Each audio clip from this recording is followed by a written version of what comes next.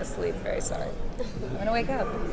Yes, we're getting one. What's up? Do you like these ceiling things? What things? These things. What, the mushrooms? They're not mushrooms. The upside down mushrooms? They're What's up, umbrellas. guys? What's going on?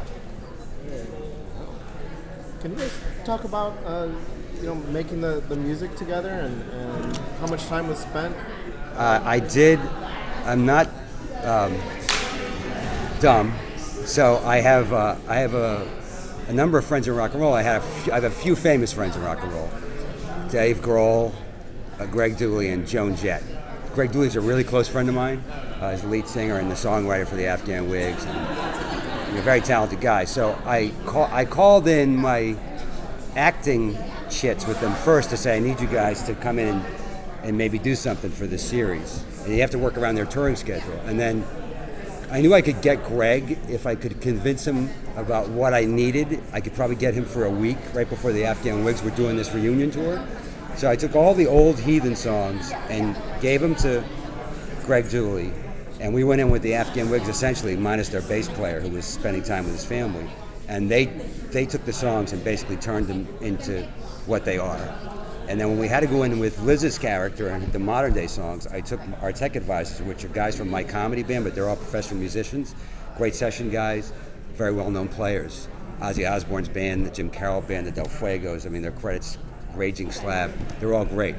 We went to Electric Lady, took a week or 8 days with Dooley and me and the Wigs, did all the early stuff. Almost like 2 weeks with us. It's about 3.5 actually. Really? So 3.5 weeks with those guys and Liz to do all the modern day stuff. And then some of the comedy stuff, Radiohead to Morrissey, which is in one of the episodes, we just did that live on the set. So good, it's my favorite one. We improv'd it a little bit in the studio space. And then there's some songs that I farmed out. I farmed out a song to my son that's an EDM song. Because I don't know a lot about EDM, but we wanted to do an EDM episode later in the season. So I gave it to him and had him come up with this EDM tune. And and there was a couple things. There's a good friend of mine who's co-wrote, the Asshole song with me named Chris Phillips. There's a plot in the show where the bass player writes this opus about the Irish potato famine. He writes a rock opera. So this Chris Phillips is kind of... It's not a rock opera, it's a song cycle. It's a song cycle. So I gave it to Chris Phillips, and he wrote all of those songs. They're great. Yeah. Last question, guys. Jesus, I'm sorry. That was one question that took up the whole time. Dennis, I just wanted to ask you, so I was a fan since you were starting your stand-up, and did you know that you were going to be such a successful actor starting out? No. I started in the theater at Emerson College in Boston, and I didn't really have any experience as an actor on film. Because that was, I never thought of that until I got out. So once I started doing, once No Cure for Cancer became a hit and I started getting film offers, I was very lucky that I ran into some people that I said, I need an acting coach, I need a little training. So I got saved by a couple people, which is good. And then, I had to learn that process. And I was also lucky because a couple of those people I met said, listen, get a production company, start generating stuff on your own, because when the phone stops ringing as an actor, you're either back on the road as a comedian or you're not working.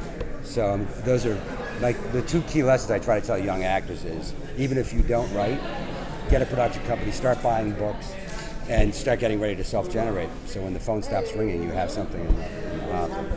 Another boring answer. I'm so sorry. God, it's true, am I though. boring? Jesus, sorry. Elizabeth, there's that scene with the Jonah complex. Yes.